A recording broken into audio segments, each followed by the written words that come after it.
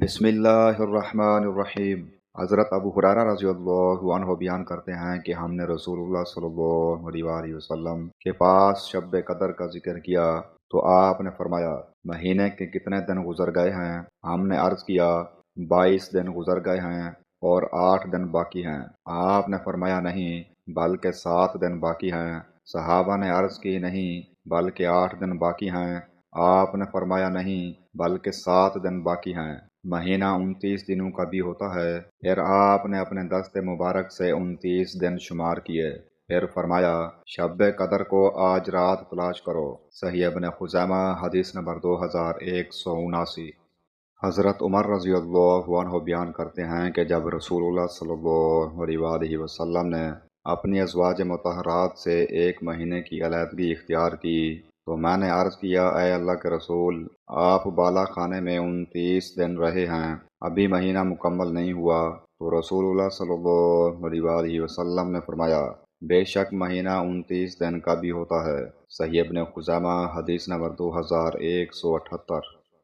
حضرت عبداللہ بن عمر رضی اللہ عنہما نے بیان کیا کہ رسول اللہ صلی اللہ علیہ وآلہ وسلم نے فطر کی زکوٰۃ صدقہ فطر 1 صاع کھجور یا 1 صاع جو فرض قرار دی تھی۔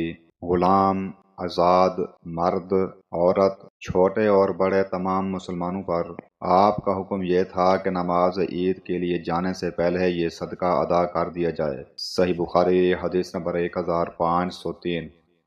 حضرت ابن عمر رضی اللہ عنہما بیان کرتے ہیں لوگ خواب دیکھتے تو انہیں رسول اللہ صلی اللہ علیہ وآلہ وسلم کے سامنے بیان کرتے تو رسول اللہ صلی اللہ علیہ وآلہ وسلم نے فرمایا میں دیکھ رہا ہوں کہ تمہارے خواب آخری 7 راتوں میں متفق ہو گئے ہیں، پس جو شخص جستجو اور تلاش کرنا چاہے تو وہ آخری 7 راتوں میں شب قدر کو تلاش کرے۔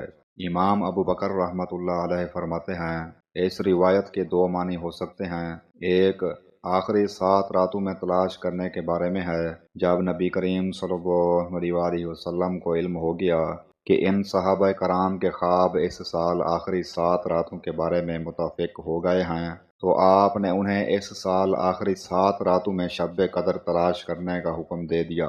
دوسرا معنی یہ ہے کہ نبی کریم صلی اللہ علیہ وآلہ وسلم نے انہیں آخری 7 راتوں میں شب قدر کی جستجو اور تلاش کا حکم اس وقت دیا جب صحابہ کرام رضی اللہ عنہم آخری مکمل 10 راتوں میں شب قدر تلاش کرنے سے عاجز آ گئے اور انہوں نے کمزوری کا اظہار کیا۔ صحیح ابن خزیمہ حدیث نمبر 2182۔